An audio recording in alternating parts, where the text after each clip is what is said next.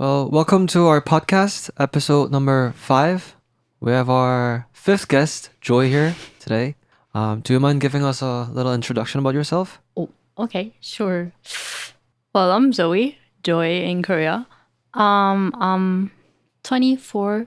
I'm German. I don't know what to say about it. I'm a dancer. I'm an actress here in Korea. What do you want me? What do you want to know about anything me? you want to talk, that's fine. Yeah, I think that's basic. That's basic information about me. Okay. Was being a dancer, an actress, always a dream of yours since you were a little kid? Oh, since I was a kid, no.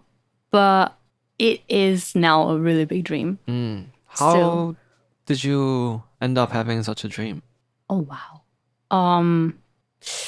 I started dancing when I was a child. Okay. I used to watch with my grandma German traditional dance, and I fell in love with that dance. Oh, really?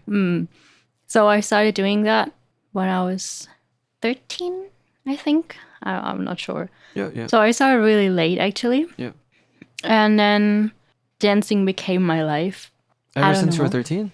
So it was a part of your life ever since you were 13, right? Ah, okay. So I booked dance studios, been there, and I did the traditional dance until I was 17. So also not long because I moved a lot. Yeah. By moving a lot, you mean different countries or around Germany? Around Germany. I moved in Germany around 10 times. Really? Yeah. Was it like your dad job related thing or? My mom. I actually don't have a dad. Oh, So sorry. it's fine, no worry. My mom meets a guy. We move to the guy. They break up. We move away. Like it was always okay. like this. Yeah. So and since then, my dream became to be a dancer. And actually, my dream more is to be in front of the camera and inspire people. Yeah. Through your stories and things like that, right? Yeah. So, and because dancing was my life, Yeah. it's mostly the main of that.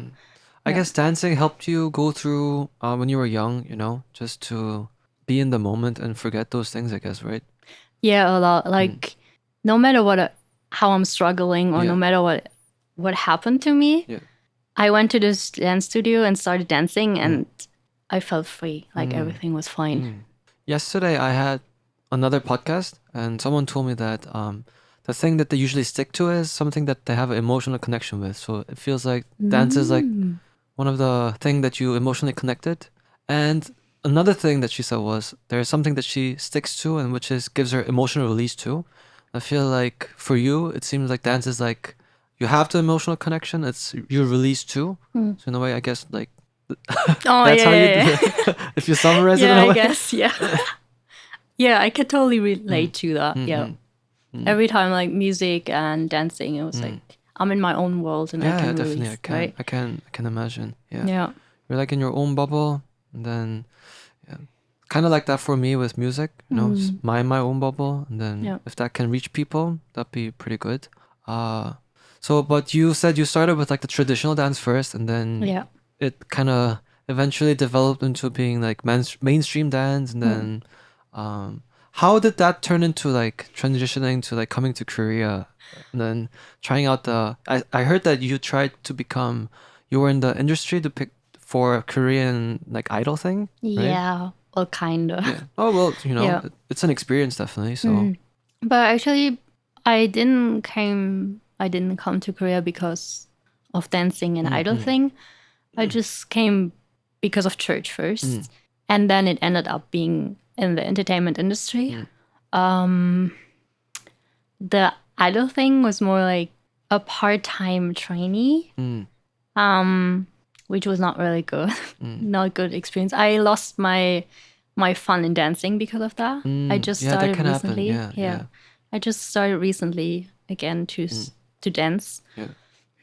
Were you forced to dance? Was that the reason why you lost the passion, or? No, because for me the training was not enough dancing. You wanted more. Yeah. Really? Yeah. What else did they make you do? That. We had once a week recording. Oh, like singing and things like that.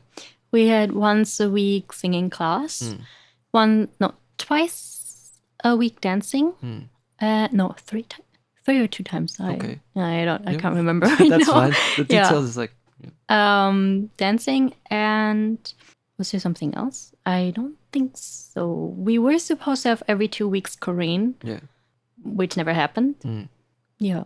So the fact that you couldn't do a lot of dancing, that kind of trained you, or?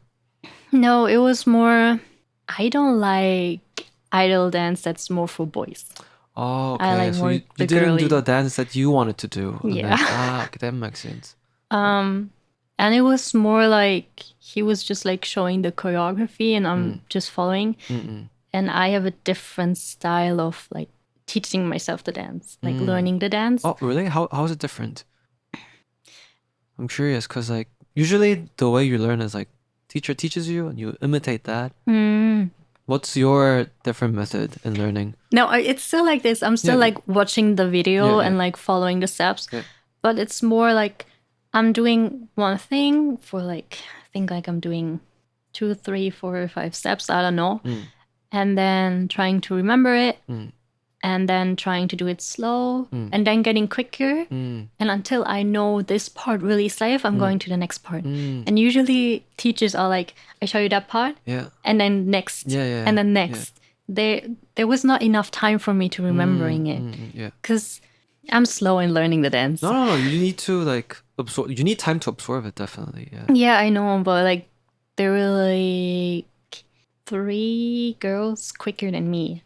Oh, okay. So obviously he need to do it more and quicker. You think that's your German trait? Like, even though it's slow, you make it until you do it perfectly. Yeah, I think I don't know. Maybe it seems like a German thing. Like when you my dad like random other thing. My dad broke his glasses before a trip to Egypt, so he had to fix his glasses. But it took him like 2-3 weeks. But I mean, the glasses are perfect. But it took him a long time to receive it. Well, that was like maybe 20 years ago, a long time ago. But yeah, but I think that's like, for me, it's like German characteristics. Do it. May take slow, but it should be perfect. Is it like? No, I don't. That's how I felt it when I used to live in Germany. I don't have a lot of German friends or German people around me. Back in, I didn't have. So like, I actually don't know about that. Yeah. For me, you have the perfect German trait. So. Really? Yeah, like, do it until you do it perfectly, like on time. Oh, it can be. Yeah. Because Germans are known to be really on time, I mean, that was for my case. And then, like, my dad, when I was young, my dad would always say, like, I was bad with time and things like that. But my dad's like, you're living here, you should be like that. You should learn that. That's a good trait. You should be on time, to not disappoint anybody. So I was like, always had that in the back of my mind. I get it. But actually, German are not like that. I got a lot of hate for saying that in another video. But actually, German people, if it's like for friends or something, they're definitely late for 10 or 15 minutes.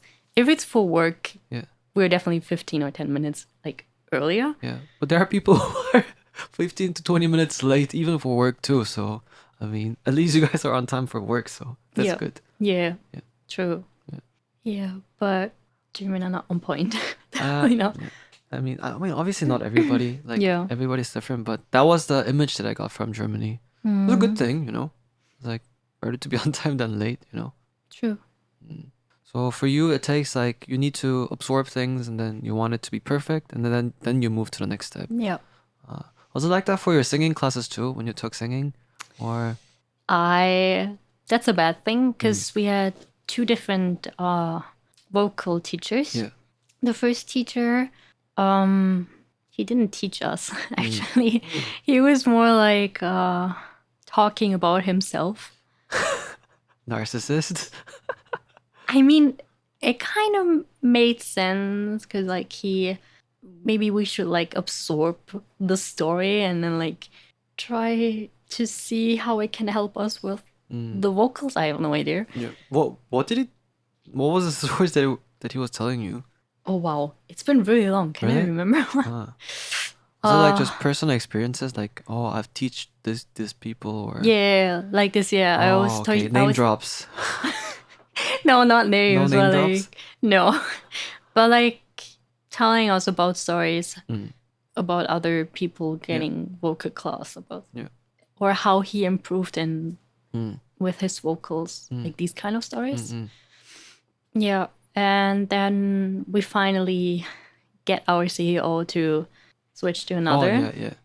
And this vocal teacher, I love her. I still want to get vocal class with her. But there was at the last 2 months of my training. And most of the time I had jobs during that time. Yeah. While you were the trainee, you still had different jobs? Okay. Yeah, so I only had vocal class maybe for 1 month in general. So I didn't improve. But I guess she still must have been a very good teacher for you to ignite a new passion for singing, because your main thing was dancing. Yeah. Yeah. Like I actually texted her and asked her for more vocal class. Oh, really? That's good. Yeah, but she's not free. She doesn't have time at the moment, but I mean, if the timing's right, you can always learn. So it's not a bad thing. Yeah. But so you said after that, you kind of quit. I mean, not quit, but you kind of lost passion for dancing. And then I guess it's resurfacing at the moment. Yeah, I just started again. I think was I in the studio this week? I think you were here last week. Last week? Yeah, I think. I can't remember. My time is pretty messed up too. So. Yeah. I just started again, yeah. Okay, that's good though. Was it like it's a new year, you wanted to start something fresh, or... No, I just want to start dancing again because I love it so much. So I just wanted to start again. But I have asthma. Yeah, okay. Yeah, so it's a little bit difficult for me. And, I didn't mention that. I had knee issues. Oh, okay. Like both of my knees, they were broken. So that's why I stopped the German traditional dance. Because they use the legs a lot, right? For German traditional dance, do they use the legs a lot? Yeah, like right, we throwing. Yeah, right, yeah. I think I remember. Yeah, so it's like the jumping is really bad for the knees and like joints, like everything. Ah, okay. So I stopped dancing, and with the training here in Korea, I just started dancing again. So when I went to the dance studio this was last week, it was really difficult for me. But you're happy. I'm right? happy. Yeah, it was really fun to be in the studio again. That's good. Do you think but you said the experience was not too good being the trainee for the idol group. But do you think you still gained something out of the experience? Potentially? Oh, definitely, yes. Definitely, I think I improved in dancing and in singing. Even though I didn't have a lot of vocal class, I still think I understand my voice a little bit better. What else? I think I was able to get to know me a little bit better really? during that time. Yeah. Can you maybe tell me in what sense, maybe?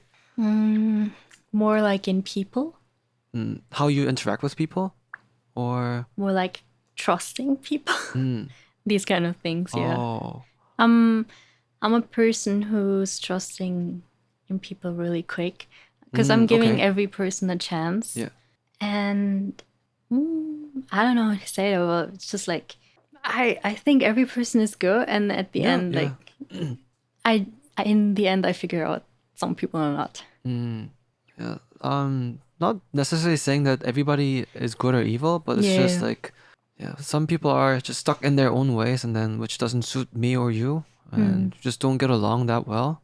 But and to those who you don't get along that well, it's sometimes if you put too much investment in them, then you end up getting hurt. So I can relate to that. I think everybody can, but I mean, but still, I guess it means like you have a generous soul that you try to trust everybody. Yeah, I'm a little bit innocent in that way. But it's not it's not a bad thing. But you reflected and you realized that not everybody is deserving of that. So yeah. But like, I think I had like similar experiences too. But then, since you can't tell who is really good or not, but I want to be a good person. Yeah. And then when the time comes for you to be hurt, then I regret. Then like sometimes I wonder, was it better if I was not as nice or potentially don't care to different people as much as I should? So, like, did I give too much attention to people? Did I invest maybe too much? And sometimes I wonder. Yeah. But at the end of the day, I still want to be the nice person, so I still do it. But I don't. How do you feel about it? Lately? I feel maybe a little drained about those situations, and then I guess trying to recalibrate how much I should give out, and yeah, just so I'll maybe looking for advice, I guess. At the moment, I'm more like a close person, I would say. Because I was always a person who's running after people. Yeah. You want to meet, you want to do that, let's do that.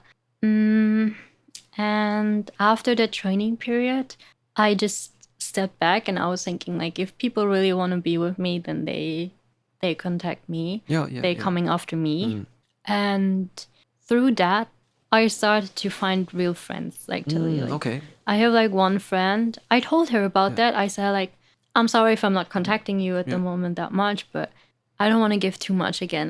Because it's a lot of energy, and at the end you get hurt or something.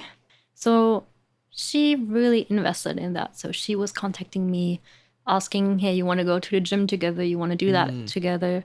And now I'm starting as well, asking her, texting her. Yeah.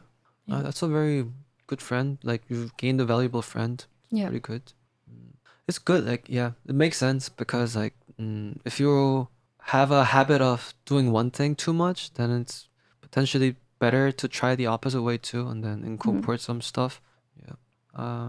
But for me, like, potentially I could try it, but I think I'm like a lonely soul. I don't want to be alone, so I end up always like searching for people, and I think I lack the. I want to be in a community and with people, and want to be surrounded with people. So, yeah, hard for me to not just like shut it off and then be a little distant. Like, yeah. Wait, but I thought you have a lot of people around you. Yeah, I mean, I do, but at the moment, a lot of the people that I meet are like really new people that I've met just recently. I have a few friends that I've known for over like maybe 15 years or something like that. But yeah, but you know, people come and go, and people who newly entered come and go too, and people who have stayed a long time with me come and go as well. So for me, like, letting go and saying goodbye is really difficult. Every time some events happen, or if I had to say goodbye, or if make me really question, was I doing the right thing, or what maybe potentially I could have done better. I tend to like overthink those kind of situations, and the thing is, like, I'm not afraid to text or call someone that I haven't talked to maybe for like 5-10 years. If they're on my contact, and if I think of them, I can text them right away and say, like, hey, how are you doing? Like, you know, this made me think of you. Like, I just want to check if you're okay. Like, I'm not afraid to do that, and it's fine if they don't text me. But I think it kind of shows like how much like I want to be in contact with people. So when someone that was close to me, or if even new people that I've entered that I found that I wanted to be close with and was close with kind of exit my life, then kind of, yeah, it's pretty difficult for me. So but thankfully new people enter that I value. The things I learned, I want to, you know, be a better person, and I guess not lose them and keep them around, you know, the guys that I believe to be good. But yeah, so learn as much as I can. Hope they stick around, you know. I know, like, no, I don't know, but like, there's this sentence people a lot say, like, well, like a meme, you always see like best friends. Yeah. They just text maybe once a year, or two a year, or so, twice a year. So like, and they're still like super close. It's like there were never time difference between them, distance. And I have, like I said, I moved around 10 times. Yeah. All right. Yeah. Yeah, and 3 times are really big. So like in general, keeping in touch with my friends from like the other cities was always really difficult. Yeah. And in the in the city where I actually grew up, where I was born, there's obviously my best friend. Yeah.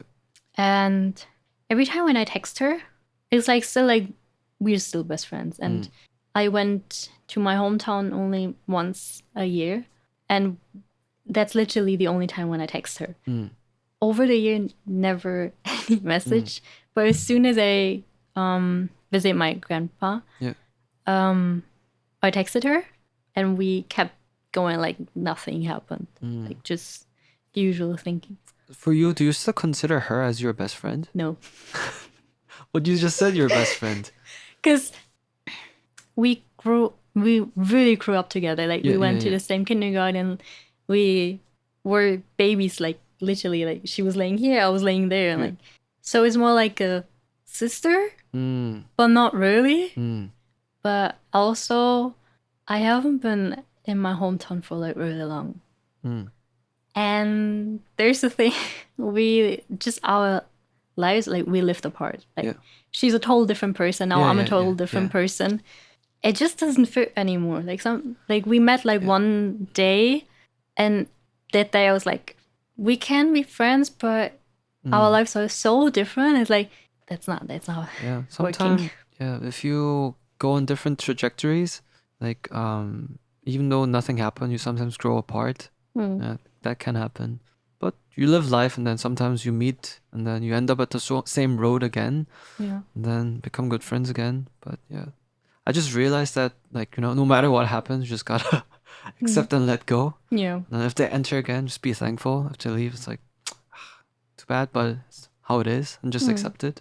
Yeah, it's some similar situations like that where people sort of exited and then they came back. And I think now, because I kind of had them out of my life, and now that I have them back, maybe in a way, maybe that's why I want to feel like it's more, I put more value in it since it came back.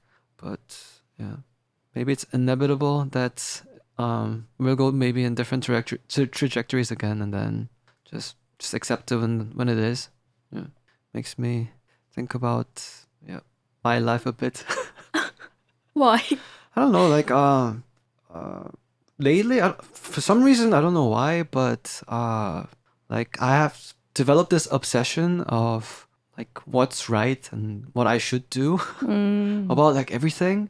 So about purpose, is there a purpose, no purpose, or like overthink too many things at the moment. But I want to stay grounded, and I think like hearing different people's opinion helps me stay a little more grounded, and then just grasp a little bit of reality, not just my reality, and different people's like realities too. So have more different paths I could choose from, because before I was just only stuck in my ways, but now through different conversations, I could potentially see different trajectories that I could take. So I don't understand why people always have to think about like what's the purpose, like what's right or wrong. It's like, why are you not just like living? Why you have to think about so many things? Because like, how can your brain not explode by that thinking? Because how can you know the answer? How can you find the answer to that? That's, well, I think one of the reasons why is because maybe I tend to skip all those steps to live life day by day, and then just thinking of the last day, potentially my last day before I die. And then thinking about that and looking back, obviously I would not like to have regrets. So that was my start of thinking this way.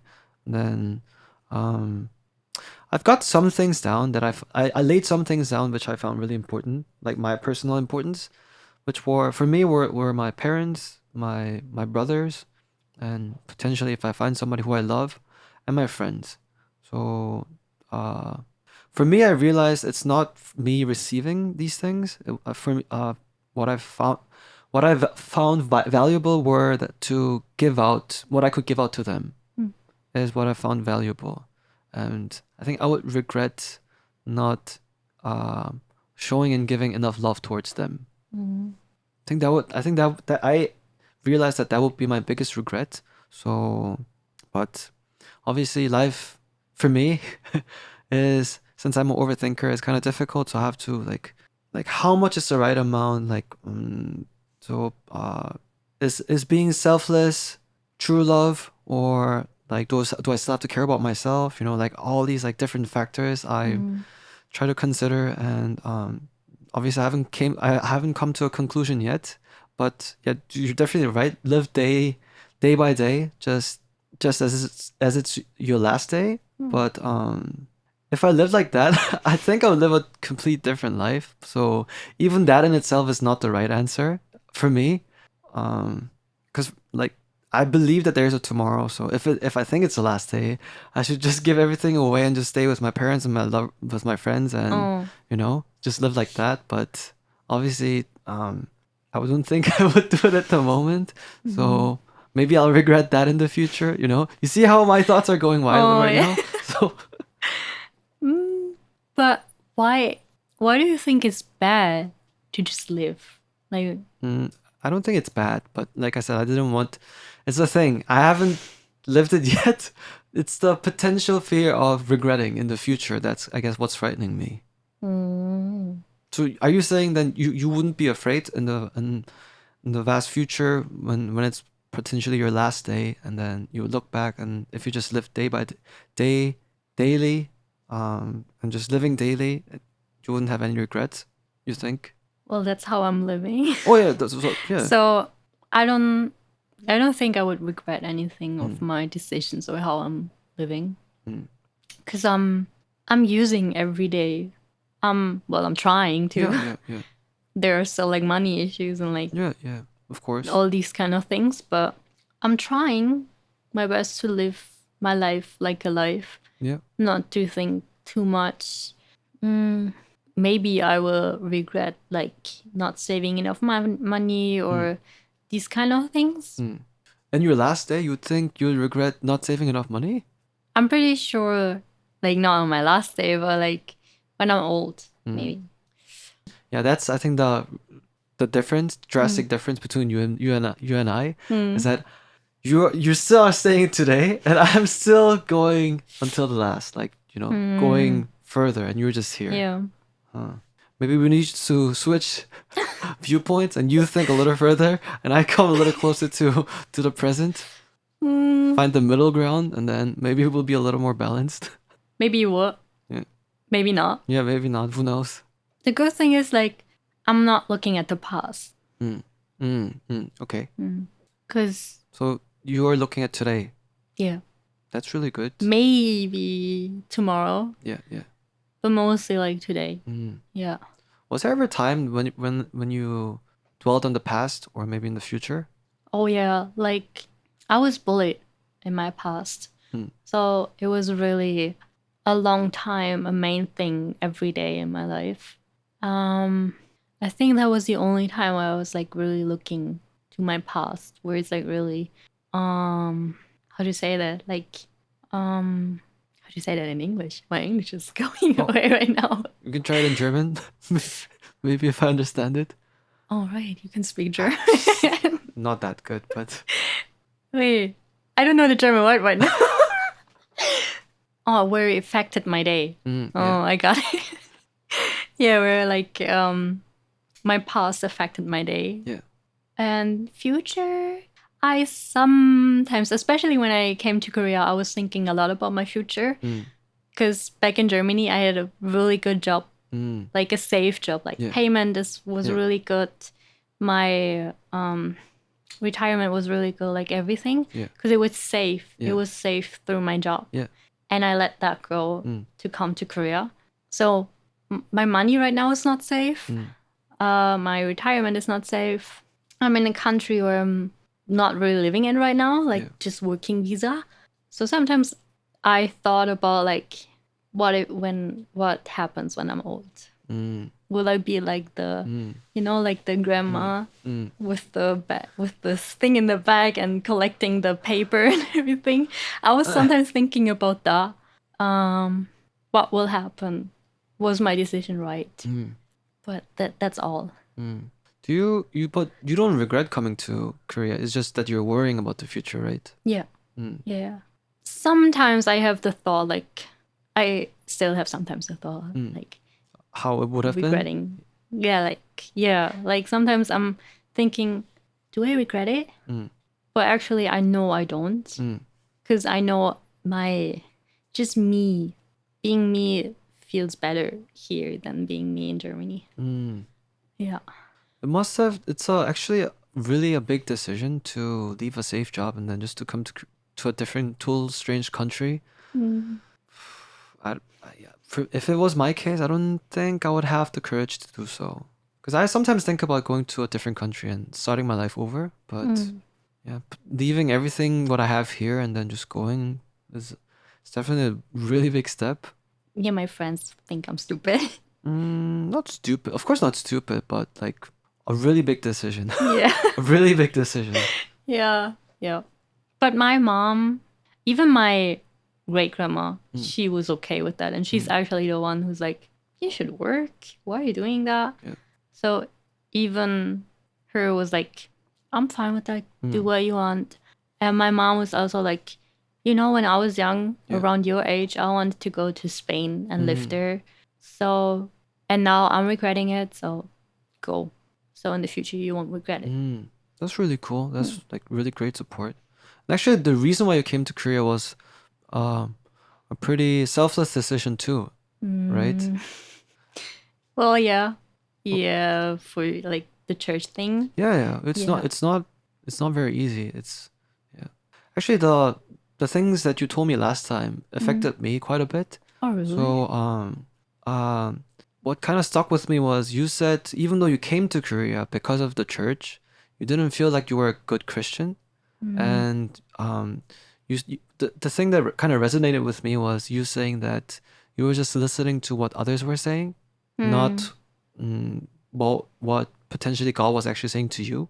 And I think you said something like you were listening to others. Others read the Bible and they were saying something to you that was right or wrong, but it wasn't your decision that came through you.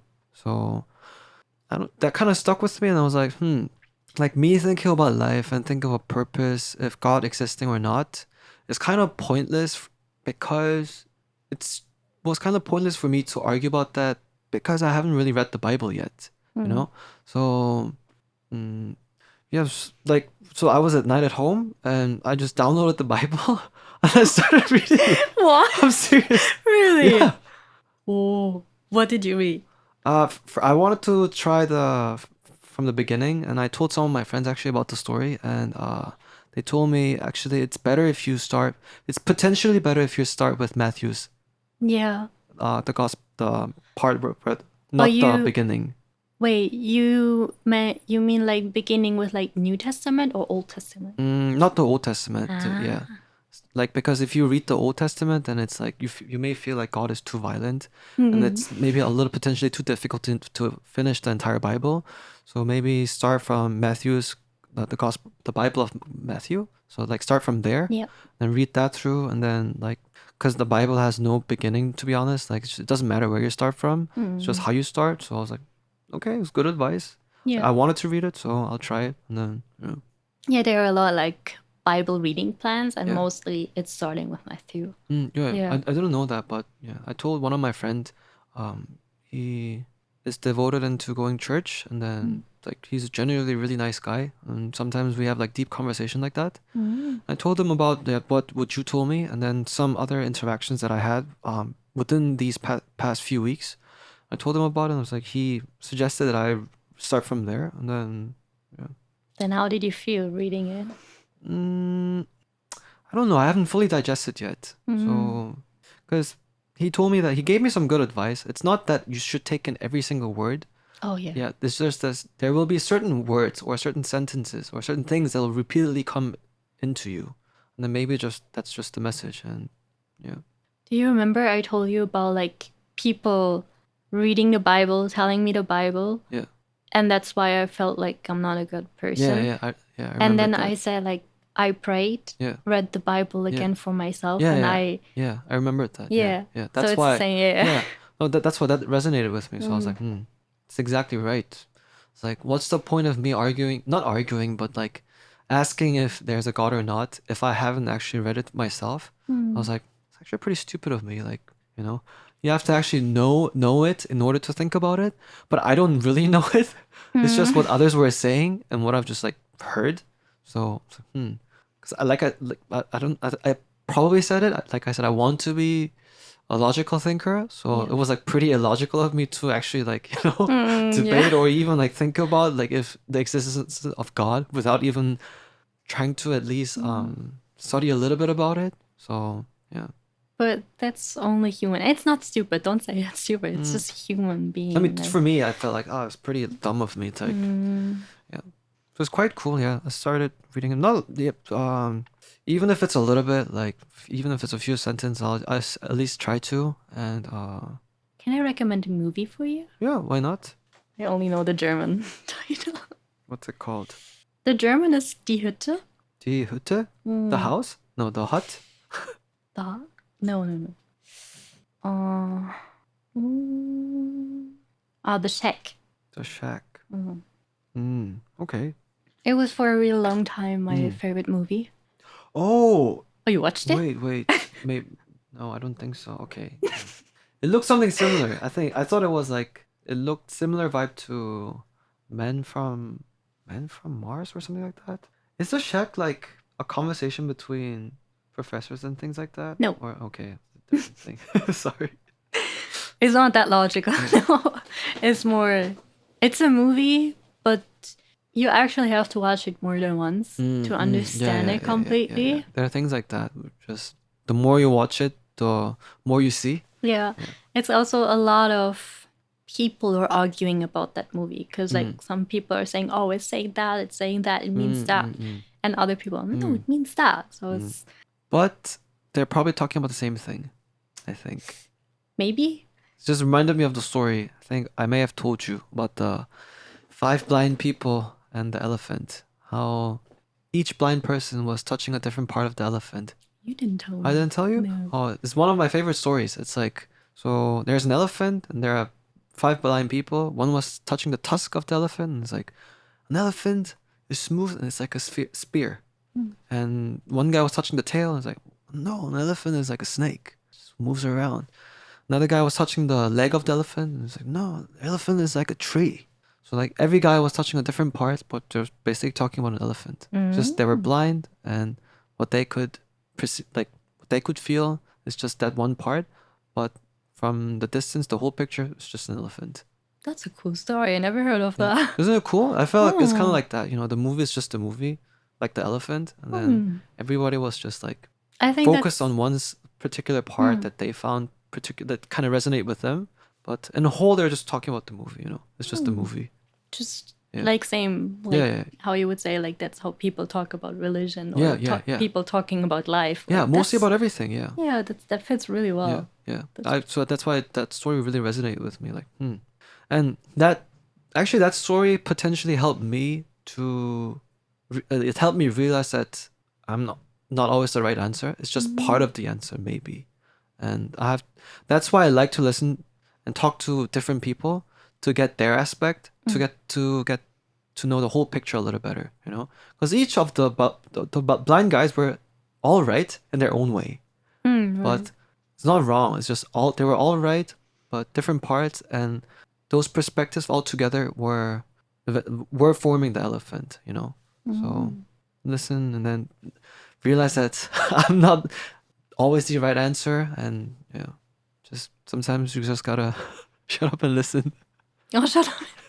And that's my reoccurring problem sometimes, because I tend to have a strong personality sometimes, and when it comes to people that I really like, I tend to enforce my ideas on them a lot. I used to do that a lot. I don't do that anymore because I realized there's no such thing as right or wrong. It's just their way, and it's just the way, and the way that I thought was good for me was just my way, and I could potentially bring it up once to them, and if they don't take it, it's like none of my business. It's their choice, you know, because it's neither right or wrong. So that was how I try to see things potentially. People tend to do that. I did that, and I'm pretty sure I'm still doing that too. Yeah.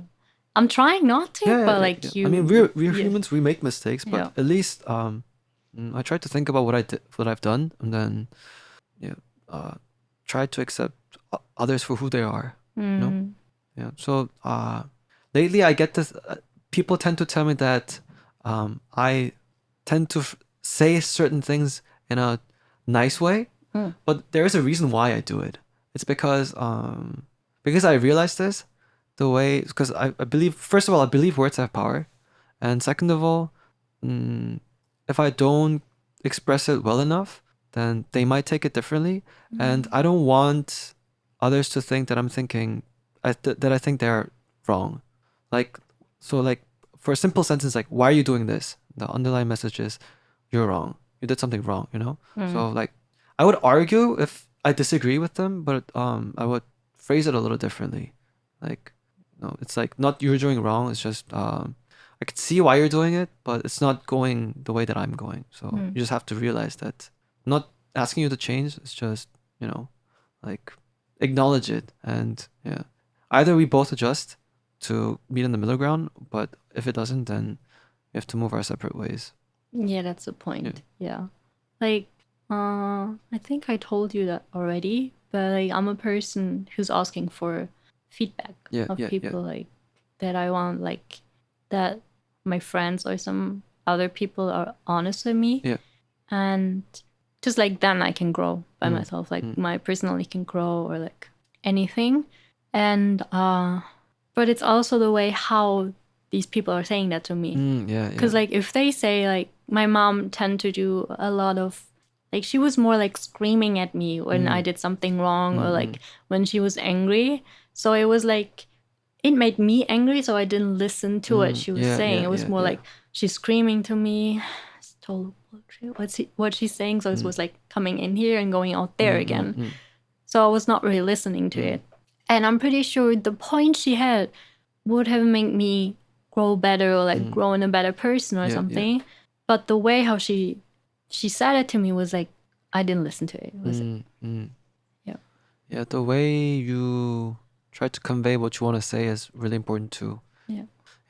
I mean, I could understand. I've never been a parent before, but you know, sometimes you feel like your lovers are extensions of yourself. That's what I heard. And your brain perceives someone who you love kind of like you. So when they're in pain, you feel you're in pain.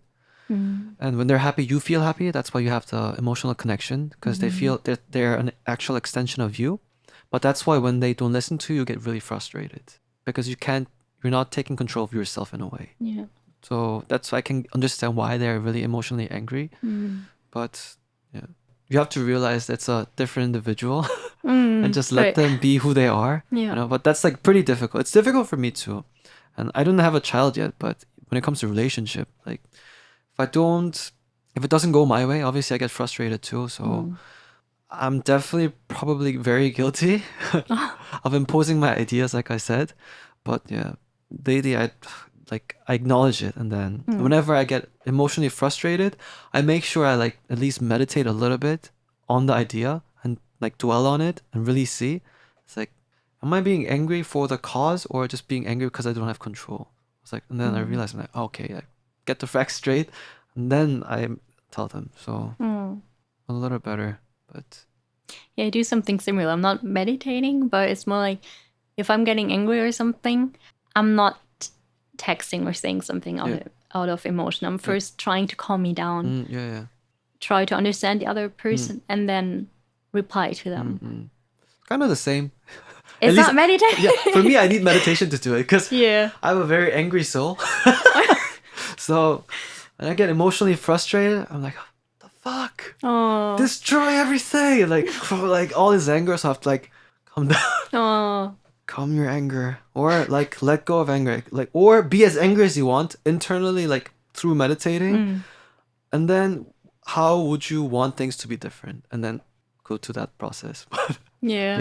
But my first initial reaction is like, the fuck. But I think everyone is like that. I'm like that too. I could be like, I couldn't destroy things as well. If I get angry, stay away from me. you better go like 10 miles away and then come back after I'm calmed down. Were you always like so caring for others? Like I don't think I was. I was. Actually, I don't think so. Was there a point where you changed? I think as soon, I don't know. I think like I had a total turn in my life. My friend was no, the period where I was bullied. Yeah. I found people outside of my school because I was bullied in school, obviously, and they were all older, so I got really early into like alcohol and cigarette things, and I still made friends in school. Yeah. So I kind of dragged them with me. And that one friend started to be like addicted to drugs and everything. And I moved away from that city. So I got out of it, but she was still there. And it was really, really bad for her. She got really bad into it. And when I moved to another city, that's where I started to attend church and everything. And through that, I realized what bad things happened to me, and I should have cared more about my friends around me, so that wouldn't have happened to her. I think that was the point where I was caring more about people. My mom tend to say that I'm actually a really cold person. I am, but in some point I'm not. But I think like what I saw, what happened to my friend, kind of changed you. That was the point where it changed me, I think. Yeah. But I think you have to be, for you to be this like caring, I guess you had to be in a way cold to understand both aspects, you know? The basic thing, you know, like they said, without darkness, you don't have light. Like, yeah, true. Yeah. So it's not, yeah, I guess it's what you were supposed to go through, I guess. Are you still in contact with the friend with that friend or? We lost for a certain time contact, but actually we're still not really in touch. But sometimes she's joining my live streams on TikTok, and then sometimes she's texting in there. I try to go back to her, and through that drug problem, she changed. So I can't deal with that, even though I tried. But I think my personality is really weak, and like, I think I'm also a little bit too scared to change my personality into that way again, that I might get back into drugs and everything as well. Even though I was never really into drugs, but like, just in that situation. Yeah. So I try to keep the distance. But sometimes sometimes there is a message, but not really that much. Yeah. She changed. She got out of it. That's good. I think. But she's definitely in a better condition now. She also joined the church and everything, so I think I got better. Yeah.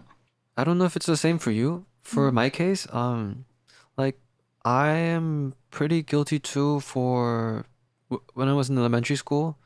You know, there are times where you're pretty stupid. I was very stupid, and what my friends believed, I thought it to be true too. So the thing is, like, I was in third grade, and there was a friend that didn't like this guy. So I was really good friends with him. So because he doesn't like him, I didn't like him too. So we ended up not being very nice to him. I mean, I was a bully at third grade. Shameful, but I admit it. And I think that was the first memory when I was really bad, when I realized it was really bad. And there were other points not as bad as like that, but like small things, like how we established like not being on time, or things that. So once you started maturing, you started to form a basic identity, and you have your moral values. And ever since I developed my moral values, and if I went against it, it would stick with me. Like they're inside me. I know they are. It's like a checkpoint. It was a bad checkpoint, and I would find myself going back to those times, and then feeling guilty. And I think that's like kind of like my karma in a way that I have to deal with. So, But ever since I realized that I'm always retreating back to that point, I don't want to make those marks anymore. And no matter how long it was, I do remember them. And if you say you don't, I think personally, for me, if I say I don't remember them, it's a lie. For me, it's always there. So I don't know what I'll do to make up for those mistakes, but at least what I can do now at the moment is not to make more mistakes like those, and be better. Yeah. And at least to those who I meet in the future and now, be a better influence and to learn. But not justifying it, but I realize how bad I was and I could be. So that the reason why I know it is the exact reason why I'm actually acting in a much better way, because I know my inner demons and the potential bad that I can cause to others. So consciously, I choose not to do so and realize that it's really bad, And I think that's the kind of same thing that probably happened to you, maybe with your friend. And I guess I could relate in a way that how you became a nicer person, and I'm probably maybe not as nice as you, but going the same process as trying to becoming that person, So it's a very relatable journey that probably everybody can relate. But yeah. Hey, I'm not flawless. Okay. I'm not saying you're flawless. It's just like a good trait that I can reflect myself on, Because whoever you meet and I don't know, every interaction I have and every person you meet, even though they are different individual, even though they are saying a specific story, the one who's listening is me, right? It's I. So whatever they're saying, I feel is a projection of me. So whatever story they may tell, the way that I relate is through me, through my experience, right? So with your story, the only way that I can truly grasp that reality is through my experience. So that's how I kind of relate. So, and I'm not saying you're just flawless. Like nobody is, of course, but it's just a way that I could relate. And I can understand why you try to be a good person, and potentially you said like you could be potentially cool, but I even understand that side too, because I can be very cool too. Even like I wouldn't necessarily want to be, but I understand why I could be.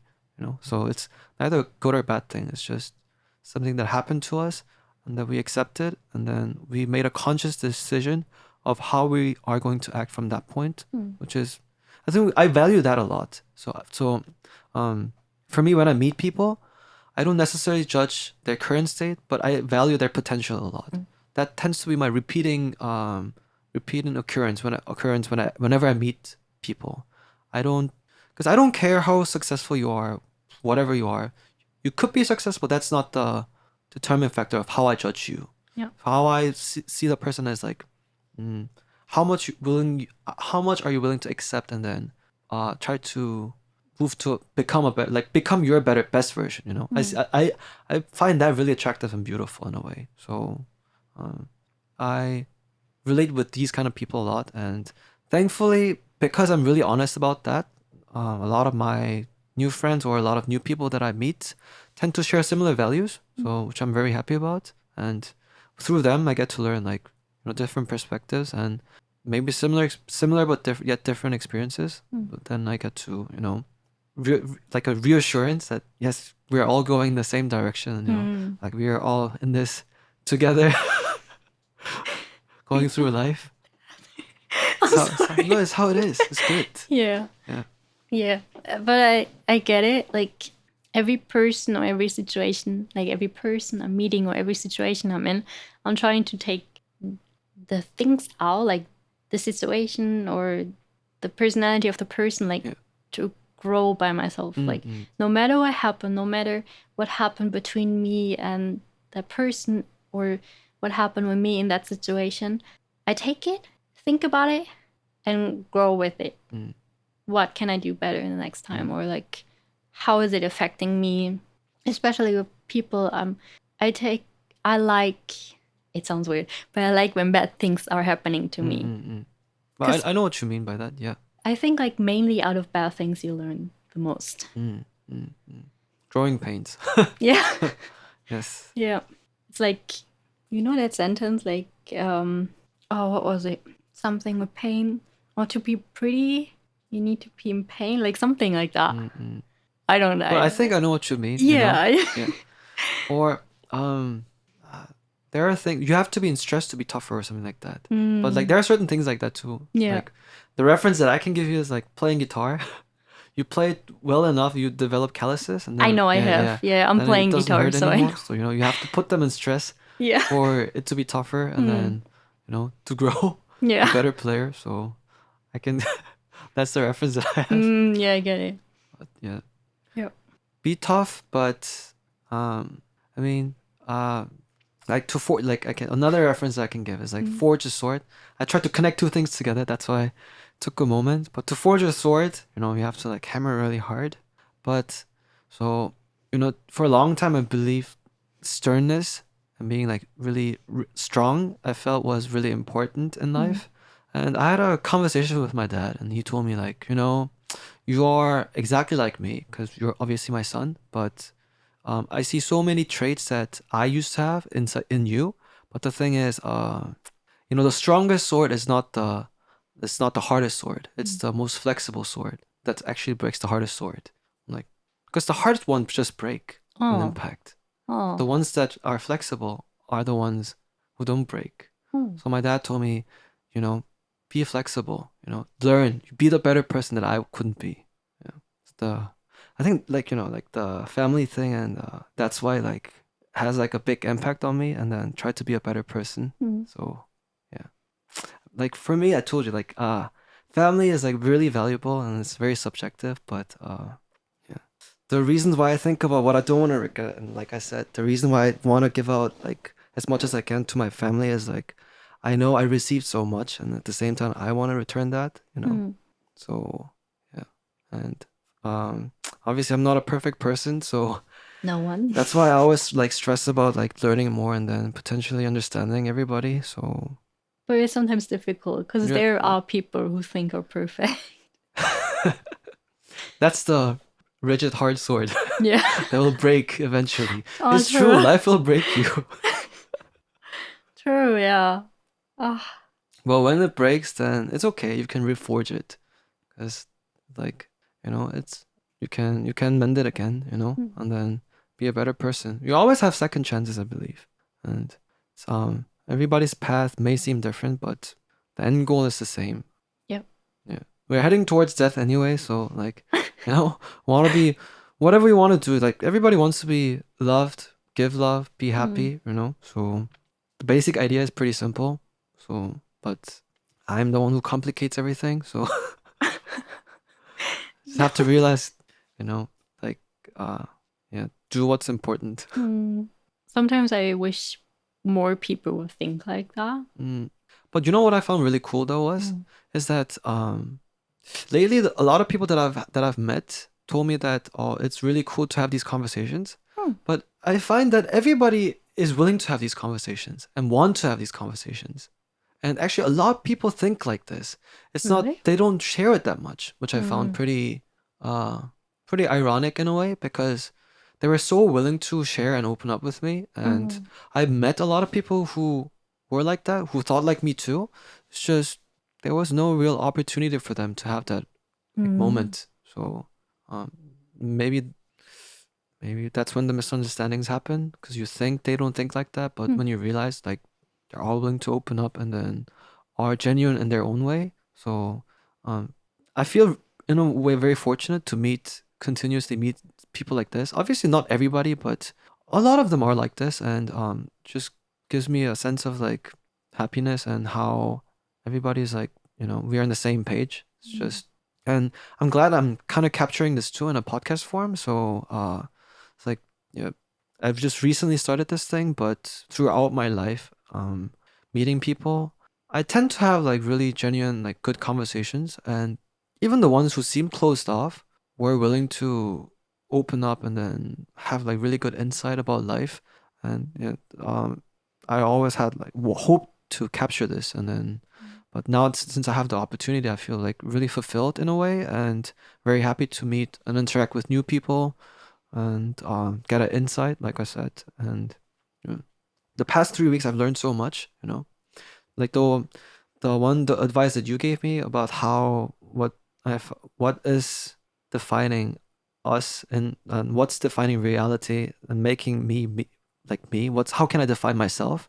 And I told you, for me, it was logic. And there was this other person who told me about feelings, and you were the ones who told me about actions. And it's like, like for a long period of time, I only thought about logic side. And then obviously the emotional side is important too. And the taking action side, all of the three are just as important as the other. And now I have three more trajectories that I can potentially more, like feels like my world is broadened in a sense, because before I was just like, is it right or wrong? I was just try to think in my head. But before that, I was like, now I a little more attentive of how I'm actually feeling about this. And then now the action side too. But I still have to make the action in order to actually manifest it, Yeah. When I'm thinking about it, I am really a person who's just taking action. I'm not thinking about my feelings, and I'm not thinking about the logic. It would be something to think about. Like, yeah, why not? You could try the opposite thing. It makes sense. Like, you can't define a person or something in just one thing. Yeah.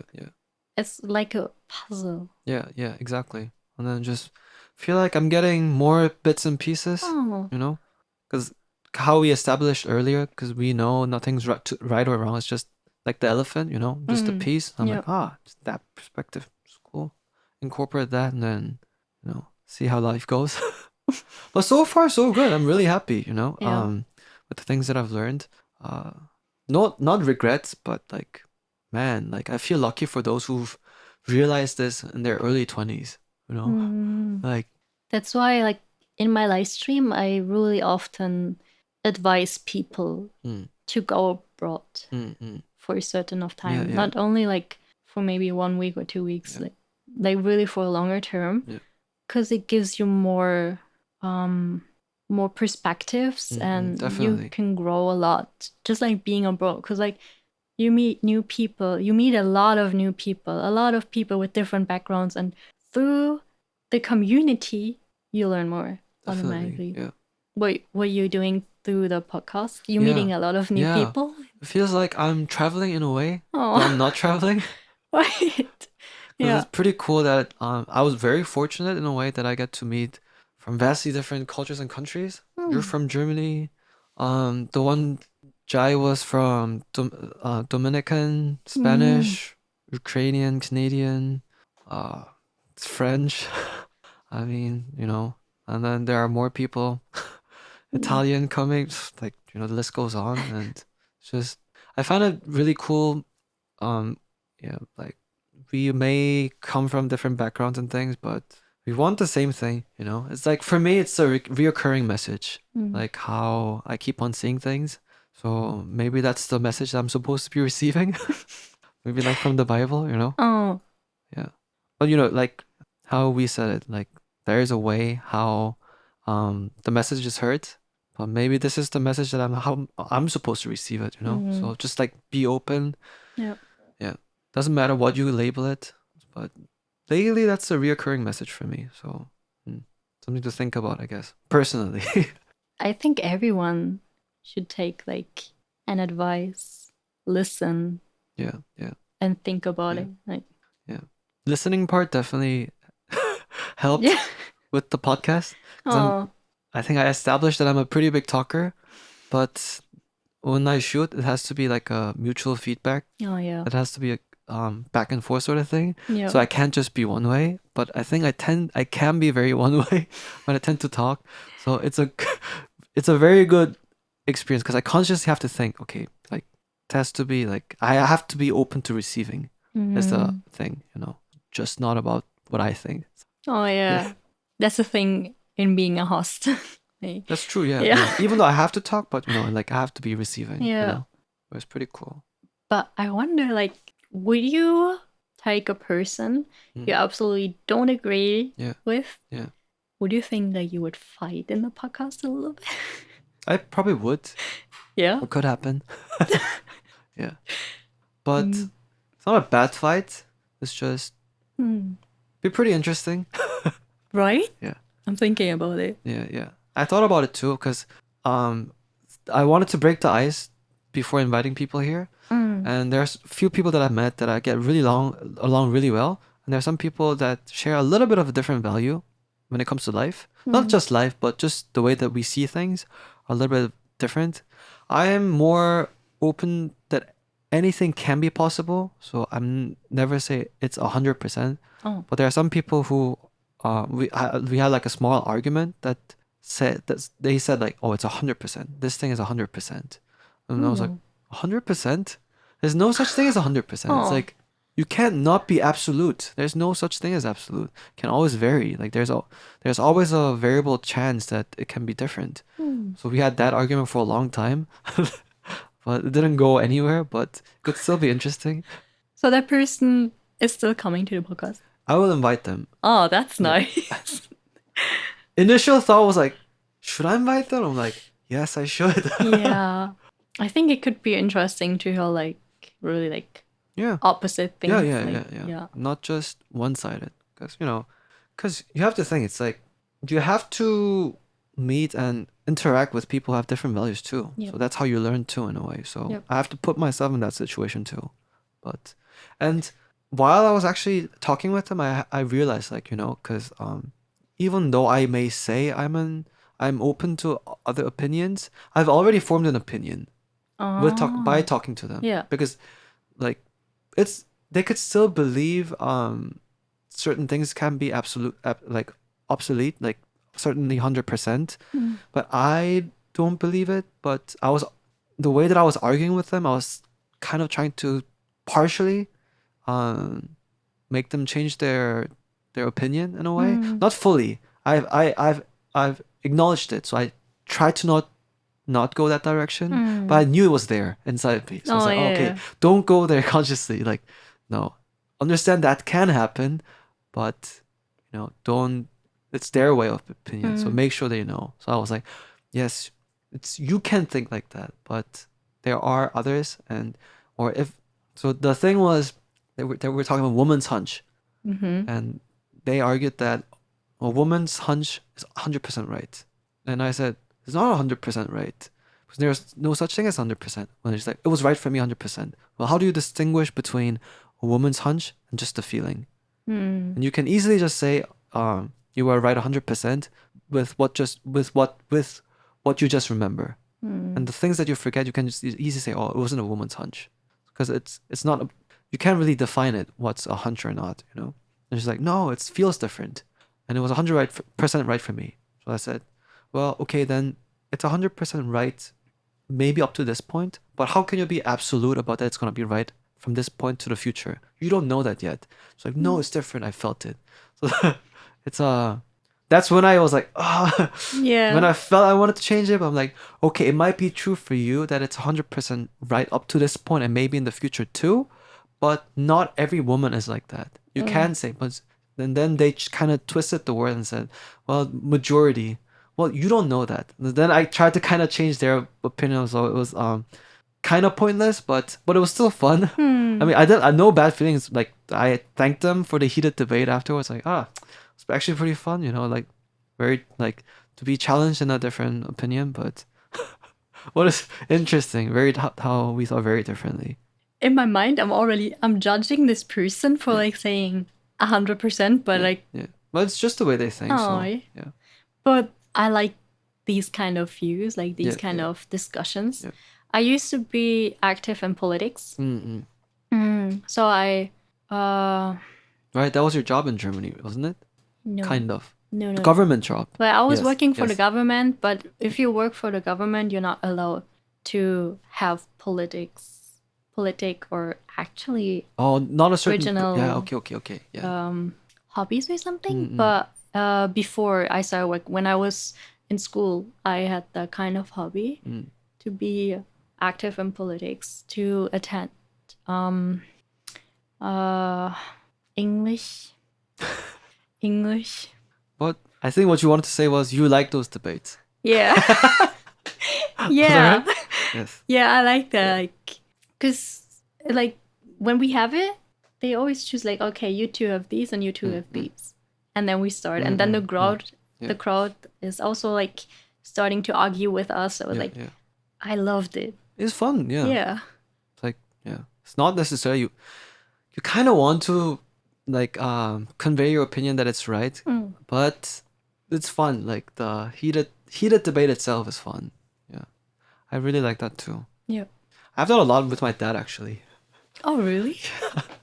How? About what? It was on random subjects, like actually had that with so during last year Christmas, I went home to see my dad, and then we had like a discussion about what's potentially good or something like that, and then like what's right or not, and then it went from what do you what's being genuinely like a good person. I think that's how it started, and then it like it went into from that to like global warming, and then no, because to save energy, and then to be like I like the get the thought steps. branches, Yeah. like it went to then global warming, and then I was just questioning him. I asked like, how do you know if it's real? Because the earth heated a long time ago, so maybe it's a repeating sequence. And then he's like, well, there is database that humans did have an effect on it rising it faster. So like we were talking about it, and then so with whatever knowledge I had, I think my dad knows. My dad obviously knows more because he worked in a department that was regarding saving energy and things like that. So he's obviously much more knowledgeable. But to have a heated debate, I have to pull out all the cards that I know and challenge him, right? So I kept on challenging him, and at a point he was a little angry. So he said like, with your like what like with your little facts, you try like why are you trying to keep changing? Why are you trying to keep changing my opinion? And I was like, that's your problem or something like that. And I said, Dad, we had these problems before, but now like you have to understand. I'm not trying to change your opinion. I'm not. No, he said something like this. He said, "You always think you're 100% right." And I said, "No, that is really wrong. You really have to acknowledge that I'm willing to accept that I'm wrong. It's just for us to have the debate. I have to pull out everything I have, and I have to listen to your point. It's not that I'm trying to convince that I'm right. It's just whatever I have, I'm showing you, and I need you to prove me wrong in order for me to break whatever I have and then expand it. And so I'm not saying I'm 100% right. I just want you to challenge me as much as possible and for me to break my shell. It's not. If you think I'm 100% right, that is not wrong. That is not right. That's completely different. I really don't think like that. And he's like, really? I'm sorry that I thought of you like that. No, I didn't mean to. But if you don't think like that, I definitely have to apologize. And then it's like more better conversations. And then when I returned home, he sent me a text. It's like, it's not very likely for a son and father to have like fun debates like this. And I was actually really happy that we could have this moment during Christmas. So yeah. But before we would always like end up like fighting, and he would always just walk out. Oh yeah. Yeah. I get that. He's yeah, like, I understand. hey, why are you always trying to beat your dad? And then this time it was more mature. We both like my dad is obviously mature, but he didn't look at me as a parental position, because usually it's like I'm the father, the son should listen. He kind of thought like that. He told me, but now he changed. He's like, oh, my that guy's just another adult. He has his own he has formed his own opinion, and I'm just telling him mine. Obviously it gets heated, but it's fun. That's how it's supposed to be, and I'm glad we could have that. And especially with father and son relationship, like, yeah, I'm glad that happened. I'm glad we didn't fight that time. That's the thing. Yeah. Me and my mom can't do that. Maybe because we're women, but we can't do that. Because, I'm Christian. Yeah. I'm really conservative. Yeah. My mom is the total opposite.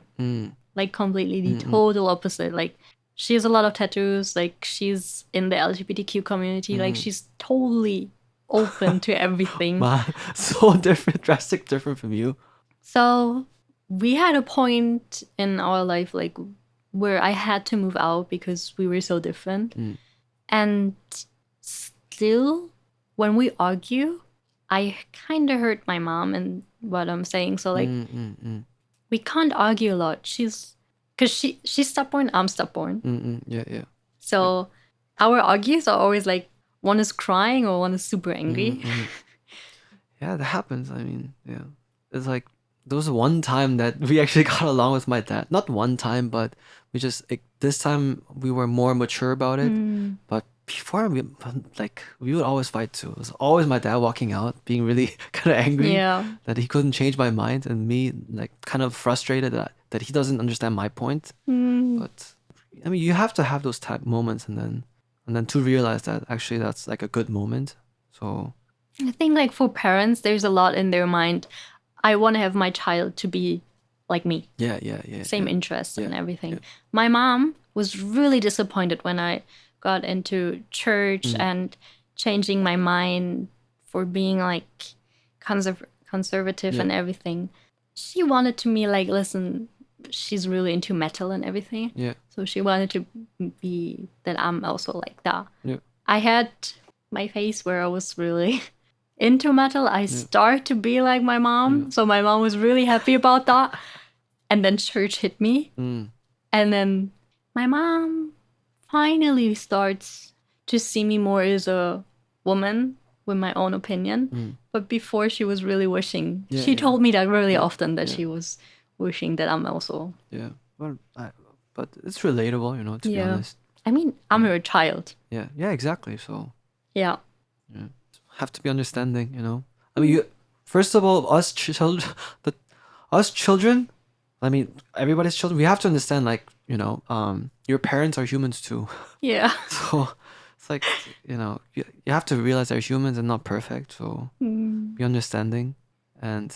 But, the way that I see it as, it's like a parental love is something that you give without you don't necessarily expect for a return. So it's a one-way kind of love per se. So, and I'm damn sure it's very painful if it's one way. Yeah. So, yeah, we have to be understanding of that, I never had this perspective, but like before I think I saw a TikTok about that. I'm not sure, but I always had in my mind, my mom, she's a mother, she's perfect. She knows everything. She knows better, blah, blah, blah, like and everything.